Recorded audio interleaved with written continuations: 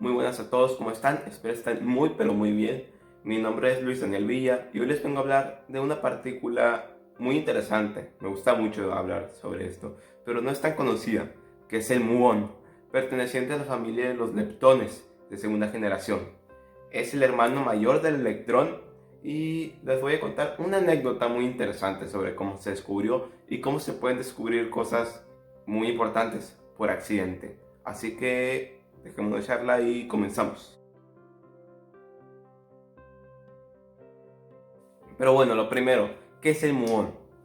Un muón es una partícula subatómica elemental con carga eléctrica negativa. Es muy masiva, son 100 megaelectronvoltios, que es 207 veces la masa de un electrón. Los muones son partículas muy inestables. Casi que en cuanto se generan se desintegran. Tiene una vida media de un microsegundo, que es... bueno, todos los muones que había cuando empecé a grabar esto ya no existen. Y antes de que dijera eso tampoco ya existen. Los muones son muy pero muy inestables. Cuando se desintegran normalmente suelen dejar un electrón, como sería natural porque es un electrón pero más grande, un muón. Un neutrino muón y un antineutrino electrón. Y ahora vamos a hablar sobre el descubrimiento, porque al principio mencioné que su descubrimiento fue accidental. Pero bueno, ¿cómo es esto? En 1935, cuando apenas estaba formulando la mecánica cuántica, un físico japonés, Hideki Yokawa, propuso la existencia de una partícula que condujera a la fuerza nuclear fuerte, porque claro, se conocía la existencia del protón, la existencia del neutrón y de los electrones, que eran los componentes atómicos básicos. Pero surgió una duda para los físicos de aquella época. ¿Cómo? Si gracias a la fuerza electromagnética las partículas de la misma carga se repelen, ¿cómo es que se mantienen juntas? Pues la respuesta está en otra fuerza fundamental, que es la fuerza nuclear fuerte. Y Hideki Yokawa propuso la existencia de una partícula que condujera la fuerza nuclear fuerte entre partícula y partícula. Los fotones conducen la fuerza electromagnética de un electrón a otro. Y debía haber partículas que condujeran la fuerza nuclear fuerte. Entonces, para esto propuso una partícula con una masa intermedia entre un electrón y un protón, un neutrón, con una masa aproximadamente de 100 megaelectronvoltios, que interaccionara con la fuerza nuclear fuerte. A esta partícula se llamó mesón de Yukawa. Y al año siguiente, 1936, físicos estudiando rayos cósmicos descubrieron una partícula con las características que había predicho Yukawa. Y creyeron que era la partícula de la que hablaba, el mesón de Yukawa. Creyeron que habían dado en el blanco. Un año después, miren, qué buena suerte deberían de tener esos físicos para descubrir una partícula propuesta un año antes.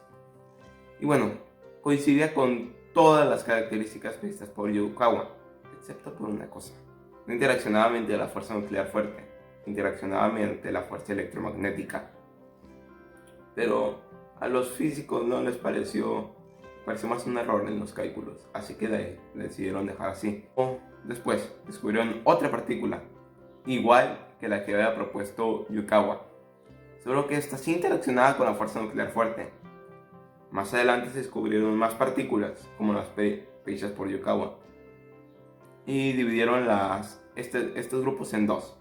La primera la llamaron mesón mu, la denominaron la letra griega mu, y a la otra la llamaron mesón pi y le pusieron la letra griega pi. Hasta ahí pues como que las cosas están más o menos. Y cuando descubrieron más partículas como el mesón pi, se preguntaron, entonces, ¿qué es el mesón mu? ¿Acaso habían descubierto una partícula nueva de la que no tenían conocimiento, de la que no habían planeado descubrir? Una partícula que no había sido predicha por nadie, que ni los más grandes físicos de aquella época se habían imaginado que existía. Pues bueno, Resulta que era el muón.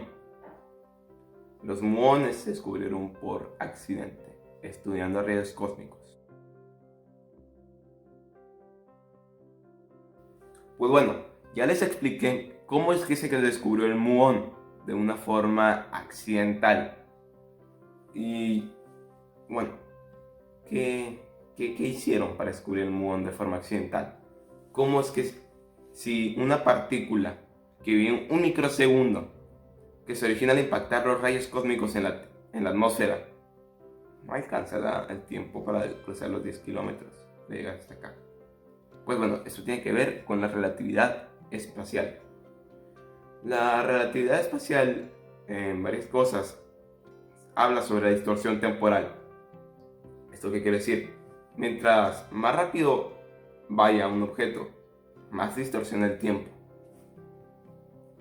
Por ejemplo, si yo ahorita mismo agarrara uno de los cohetes de SpaceX y dijera, bueno, yo quiero hacer turismo espacial, me quiero ir a Alpha Centauri, voy a Alpha Centauri y tarda en llegar, pongamos, 5 años.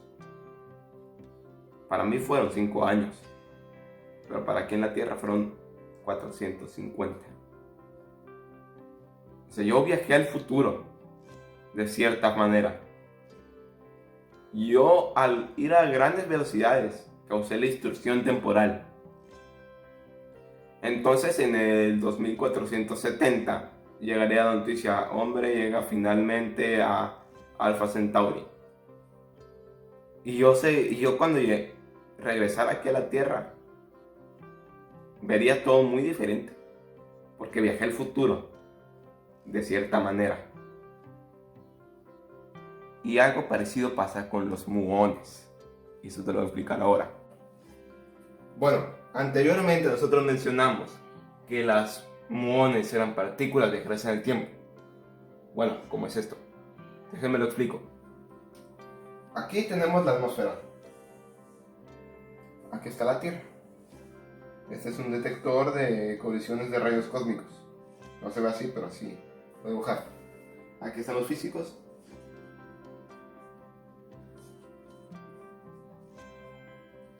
Y entre aquí y aquí, digamos, son aproximadamente, a grosso modo, 10 kilómetros.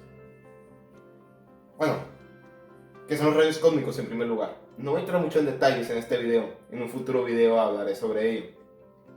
Pero rayos cósmicos son agrupaciones de núcleos atómicos viajando por el espacio a velocidades muy altas, velocidades cercanas a la velocidad de la luz. Y bueno, cuando llegan, impactan con la atmósfera. Y sucede lo mismo que en los colisionadores de partículas. Partículas viajando a velocidades muy altas colisionan y se destruyen, formando una calda de partículas subatómicas. Digamos, hay electrones, neutrinos, quarks e incluso nuestros mágicos muones. Lo que sucede aquí es parecido a lo que sucede en un billar, cuando se tira la bola blanca, impacta las demás y todas. Pero como no tengo un billar, lo voy a explicar con canicas. Entonces, digamos, tenemos aquí a nuestra atmósfera. Claramente está más dispersa, es mejor, pero yo me lo invento así. Y este es nuestro rayo cósmico. Digamos, son más partículas. Este es un ejemplo. Entonces está aquí. Y lo que hace es impactar. Y todas las partículas se dispersan. Todas las partículas se dispersan y se deshacen, convirtiéndose en partículas subatómicas mucho más pequeñas. Eso es lo que pasa cuando un rayo cósmico impacta en la Tierra. Bueno, ya que vimos qué es lo que pasa, más o menos, digamos. Aquí, este es un muón. El muón tiene una vida media de 1 microsegundo, entonces se debió haber muerto viajando a velocidades cercanas a la luz, se debió haber muerto aquí, en el primer kilómetro. Pero no, nosotros lo estamos detectando aquí. Entonces, ¿cómo es esto posible? La respuesta está en la relatividad espacial, con la dilatación temporal. Resulta que cuando objetos viajan a velocidades altísimas, cercanas a la velocidad de la luz, el tiempo se deforma. Esto ya lo expliqué anteriormente. Entonces, lo que hace es que como a velocidades muy altas, para lo que nosotros él es 1 microsegundo, para él es mucho menos. O sea, Entonces lo detectamos aquí y todavía le queda un tiempo de vida. Cuando debía haber llegado aquí a los 70 años, que es la esperanza de vida en México, en la mayoría de los países. A los 70 años, él llegó, pongamos de que a los 35, a los 30, incluso a los 20 años. Entonces es un fenómeno muy, muy interesante y cabe destacar eso, que son partículas viajeras en el tiempo. Y bueno, por lo pronto esto es todo. Si te gustó, no olvides suscribirte, darle like y compartir. Muchas gracias por ver este video, espero hayas aprendido algo nuevo y te espero en el siguiente video. Nos vemos.